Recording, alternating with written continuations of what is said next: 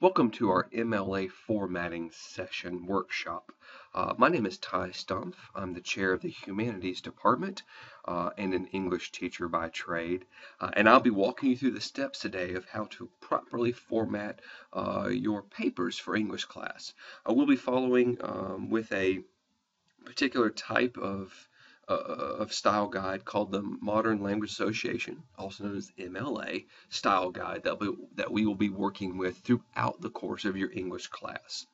Here's the good news about MLA. You're going to hear this word bandied around a whole lot over the course of English 111, but also in all the rest of your English classes. But MLA, as I said before, stands for the Modern Language Association. It is a group of people who get together who help decide a lot of things, including how we'll do citations, which is giving credit to other ideas when you have them. And we'll be talking about that in more detail later on in English 111. But also where things as simple as where your margins are and how large they are. And also, of course, where the layout of your paper is. I'll be focusing today in particular upon the layout of your paper. So as we go through with this, I'll be showing you by actually doing a paper myself and laying it out properly. But as you'll see in front of you, the handout that you have access to has already got this layout as it should look.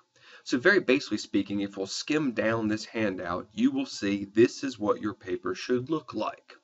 You will notice a few things, of course, that strike us very quickly and easily. First of all, you will notice that there's a header that I'll come back to in a moment. There's also a title here as well, and on into the essay we go. You can notice a few of the things about the essay that is double spaced, and I'll show you how to do that in just a second, and that there aren't any other real notable formatting features. By that I mean you won't see any bold, you won't see any italics, anything like that. So we'll get back to that in just a moment. But at the very base of it, your paper should look something like this. Now the question becomes how we get there. Before I dive into that terribly far, I do want to remind you, though, that what we are doing by enforcing and working with these rules is helping you and helping us have a more formal and organized type of paper. This formality is something that we'll talk about a lot in English 111. What we are working toward, of course, is you having a more academic presence when you write. So as we move forward, please do know that there are other style guides out there and that you may come across them. For example, the APA is the American Psychological Association. They have a style guide.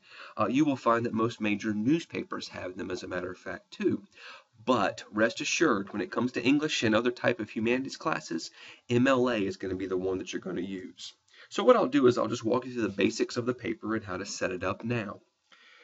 First, you will see that there are some things in Word that are already correct. Word, when you pull it up, and I'm going to pull up a brand new document for us to start with, has done a couple things right already.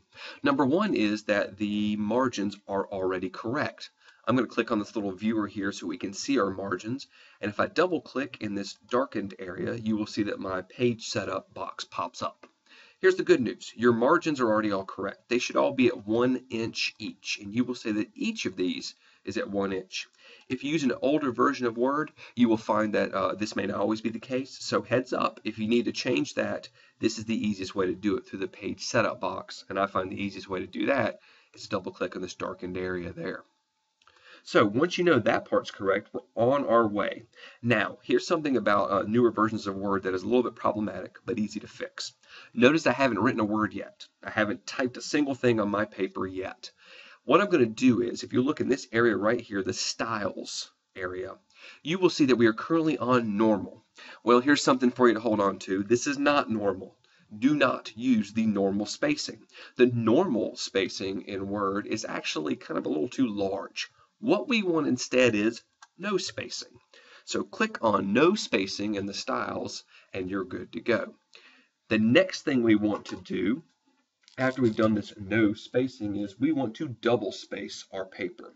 I'm going to click back into my prior example that you saw a moment ago, and you will see this is double spaced. What this means quite simply is if you look where I'm clicking now, you will see that there is a white space between each line that is written. Single space would be an example where the lines stack on top of each other. Newspapers, books, things like this do single spacing. We do double spacing. Two reasons for that. Number one is it's easier to read. So your poor English teacher, as our eyes get older and more sad, will still be able to see what you have written. And secondly, especially for a handed-in paper, it allows us the area we need to write and work in it. And like I said before, this is standard for all English classes, not just here with us, but also across the nation for that matter. So let's get back to that blank document I have, and let me show you how to double space. It's extremely easy. If you go up here in the paragraph toolbar, you will see this nice little place right here, line and paragraph spacing. Click on that down pointing arrow and go down to 2.0. Congratulations, you just double spaced. It is that simple. Now, once we've double spaced and once we've set our style at no spacing, we've got to do just a couple more things to get your paper ready. The next thing is, on newer versions of Word, we need to change this font. Calibri is not the font that we use. We use Times New Roman. If you click on this, you'll find that an alphabetical listing comes up. The good news is you can simply start typing the word Times and Times New Roman comes up. Click on that. I'm going to go over here now and change the font size from 11 to 12. So Times New Roman is our standard font and the 12 point is our standard size. So we are good to go. We have double spaced, we have changed our font, and we are getting our spacing done well. Now the next thing is, again, I'm going to pull up that example so we can look at it. We need to format the paper for this heading up here. This arguably, of course, is the most important information of the entire paper, and that is your name, the instructor's name, the class you're in, and the date. Those things, of course, are easy to do once you've gotten your paper set up. You just simply put in your name,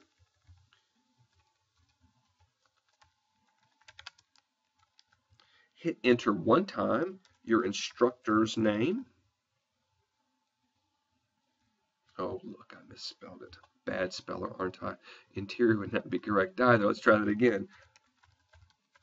Good. Then you go to your class. Let's assume you're in English 111, and let's say for the sake of argument today, you're in the L01 section. And lastly, the date. You'll see today's date is the 29th of August of 2013. Let me note a couple things to you real quickly now I've done that. Number one is, of course, your name, and then the instructor's name going secondarily is straightforward enough. This date, technically speaking, I am being hyper correct in it. I know a lot of us would put August 29th, 2013, but technically speaking, the best way to do a date is the day, month, and then the year. In this case, 2/9 August 2013. And notice one other thing. When I do that, there are no commas anywhere. We only put commas and dates to separate numerals, so you're separating the 29 from the 2013. So the good news is you don't have to do that. Now there's one other piece of this puzzle we need to go ahead and do, and I'm going to hit enter one more time, and that is we need to get a title. Now notice what I just did. I went up here in paragraph and I clicked on center. You can see it pop up there now. We do center our titles in our papers. Title of the paper is here. Now, the title of the paper, a couple things I should say about that. I'm going to hit enter one more time, is that it should look something like that. It should be in the middle of your paper. It should not have any other special formatting, however. It should not be bolded, no italics, no quotes, none of that. Now, later on, you will talk about when you use other people's titles in your paper, that there is some special formatting you do for that. But for your own title, no, just the title centered, and that's it. And yes, for the record, you do capitalize most every word in your title. The exception to that are prepositions, words like of and from and things like that. Those are the only ones that you don't capitalize. Once you've done that, centered your title, you then simply click over here again back to align left. Everything in our paper, with the exception of the title, is aligned to the left. It all bumps up on the left side. Once you've done that, you are now ready to talk about paragraphs. So let me review very quickly. We just simply changed our styles to no spacing. We changed our fonts to Times New Roman 12-point font. We also altered our line spacing from 1 to 2 or 2.0. And then we simply inserted this information. So far, so good. Now, once you are ready to begin your paper itself, pardon me, you will simply do one thing at the beginning of paragraphs. And you can see in my prior example here those exact things. You'll notice right here at the beginning of this first paragraph, there's a space. That space is actually using the tab button. You will see the tab on your keyboard to the top left. The tab in this case is a ½ an inch, which is standard for Word, so that's the good news there. So when we go down to do our own original paper, we will simply tab over one time and begin writing.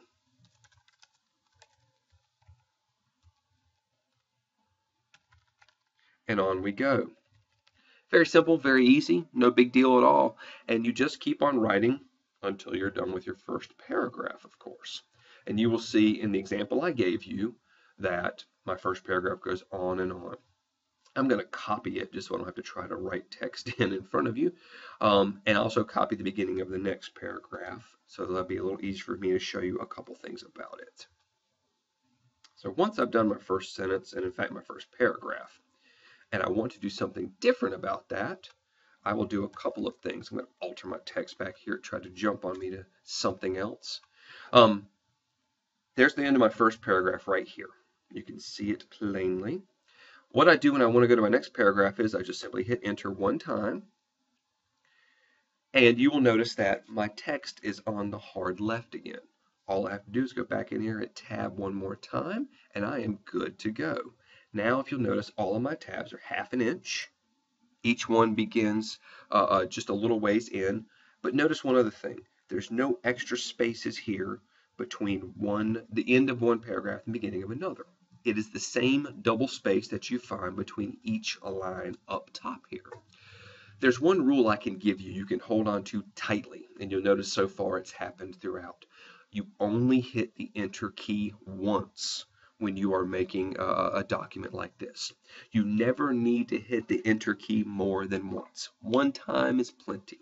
So if you'll notice there's one space between each of these items I'm clicking down through, including when you move from one paragraph to another. So easy enough. Not terribly hard at all, thank goodness. So we were almost finished with everything we need to have our paper up and running. The major other thing we are missing, and it is a simple thing to do, is we need to put in page numbers. You will see in my prior example that I've got page numbers up top here. And as you will see in just a moment, we also need to include your last name. So I'll show you how to do that very quickly and fortunately pretty easily as well too. Back in my original paper that we just wrote, I will simply go up to Insert. If you look about halfway into the Insert selections, you have Page Number right here. Click on the down pointing arrow on Page Number, and you want page numbers at the top of the page. So if you wait just a second, Word will give you some options here. You can have your page number at the top of your page on the left, in the middle, or on the right. We want them on the right. So pick plain number 3. Once you do that, you will see it will insert the number for you automatically. And as you will see as well too, it has opened the header for us. This area up here, this blank area, we usually don't write in, of course, but because it's open, now's a good time too. We need to include one other piece of information, and that is your last name. Your last name goes right here. Now, two things I need to show you. Number one is student last name obviously would not be as long as what I wrote. Your name, I'm assuming, is singular. One other thing we need to do, though, is, and this is easily changed, you will notice that the student last name right now is in a different font than this is down here. If you notice that, it's an easy fix. Go back to the home, click on this, and go back to Times New Roman, 12-point font, hit enter, and ta-da! You have formatted this part of the paper correctly. Now, once you're done with that, I'm going to go back to my header and footer tool. You just simply hit the X to close the header and footer. Go back up here and take a look at it, and there we are, student last name, page 1. Now, for the record, I'm going to hit enter a few times. I know I told you not to, but just so I can show you something on page number 2. The good news is when you get to the next page, Word will automatically put your last name and the next page number there for you. So you don't have to worry about inserting it more than once. Once you've done it and established the rule, you don't have to go back and establish the rule again. Good news there. Now, one last little piece of this puzzle I would like to show you. Since I told you before you don't hit enter more than once, later on in the semester you're going to get to your persuasive paper. And your persuasive paper will require a works cited page. This page, the works cited page, is always the last page of your paper, always. So I told you not to hit enter more than once, and what should we do about that becomes the question, of course. So here's how we've solved that problem. If you'll go up to Insert, Page Break, right there. When you need something to be on the next page always, you always want it on a brand new page by itself, then you click on Page Break. And now this new page that I have just constructed is down there all by itself. And I will show you something real quickly. Even if I go back into my document and I put more stuff in, I'll just paste exactly what I copied from earlier. Again, you'll notice, by the way, I've crossed over to page 2 now, right? But if I skim on down, take a look. New page is still the new page all by itself. So again, when you need to force something onto a next page and always have it be that final page, page break is your friend. So there we are. Pretty simple, pretty straightforward stuff. And the good news is it's a process you can do. Now, one last thing I need to emphasize to you. Once you've done all of this, once you've set up your template, set up your document, once you have put page numbers in the right place, you've done everything you need to do, I'm going to make one last big suggestion. Go up here to File, go to Save As, and I would highly suggest that once you get this right, you want to save this file as your English 111 template. That way, you will always have a correct example that you can pull from. So whenever you have to write a paper, you can simply open up your English template, and once you've opened it up and it looks like this, simply go back and save this document as whatever it is you're currently working on. Let's say you're working on your comparison paper. Now, when I save it as comparison paper, I know that my comparison paper is formatted correctly. Why? Because I went to my English 111 template, opened it up, saved that template as a different file, and now I can work away. And the good news is everything is correct. With that said, that's how you format a paper using MLA Style Guide.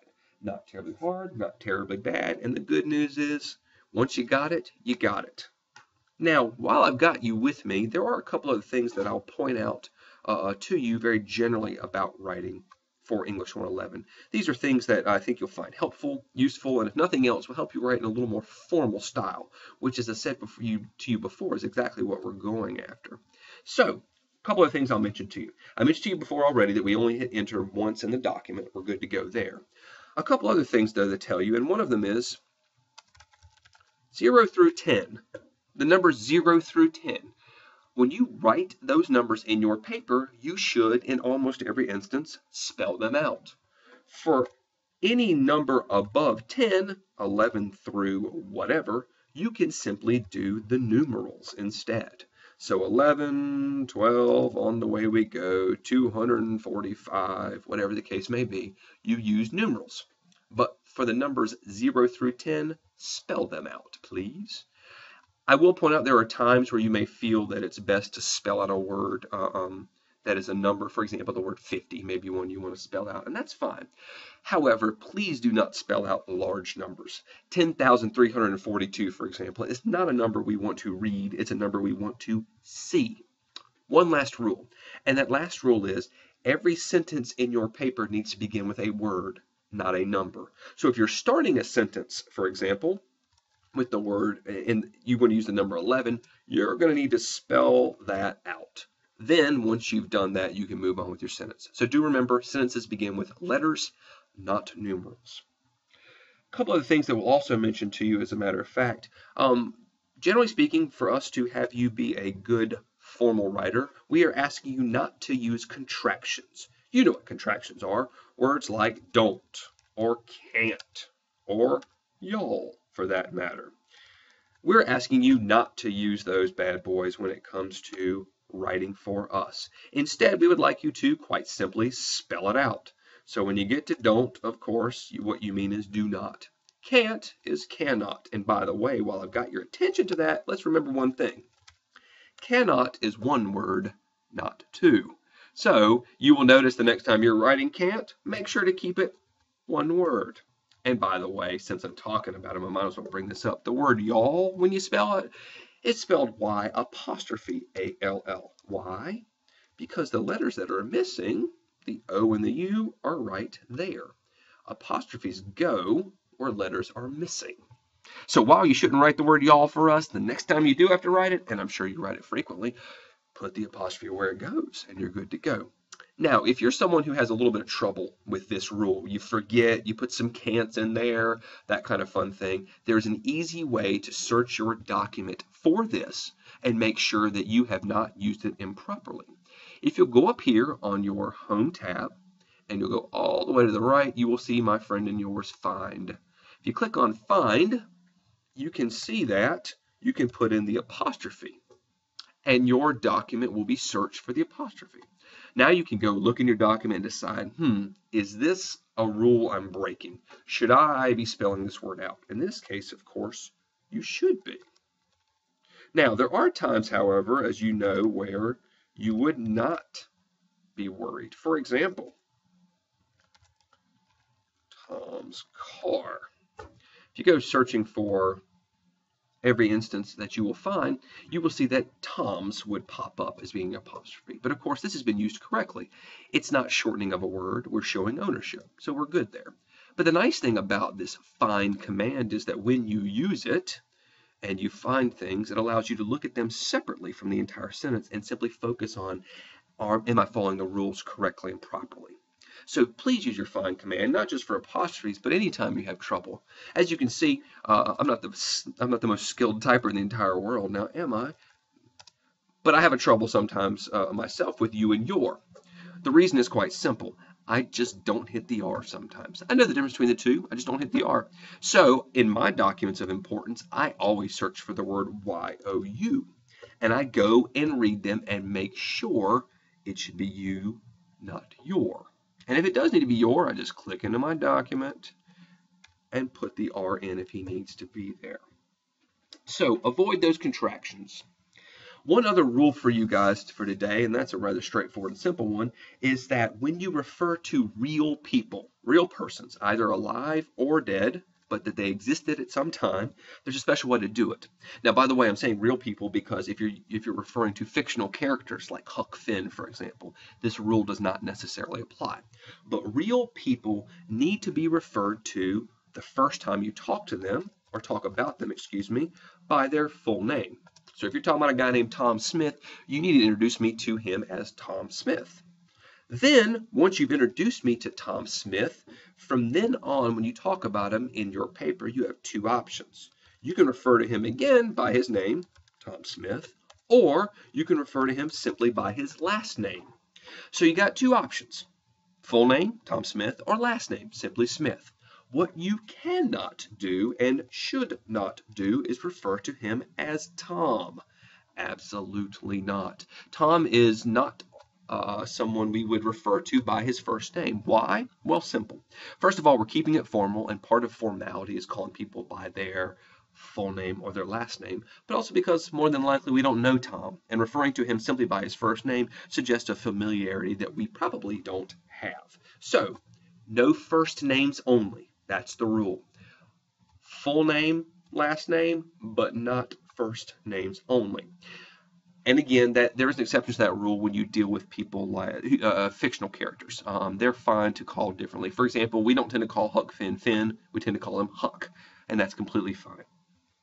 There are some cultures, by the way, in which what we consider to be a last name, a first name is actually a last name. You'll just need to adapt to those accordingly, and please feel free to ask your instructor for some assistance on those type of issues if and when they come up. But for the most part, these things will keep you feeling good, feeling fine, and feeling like you know what's going on.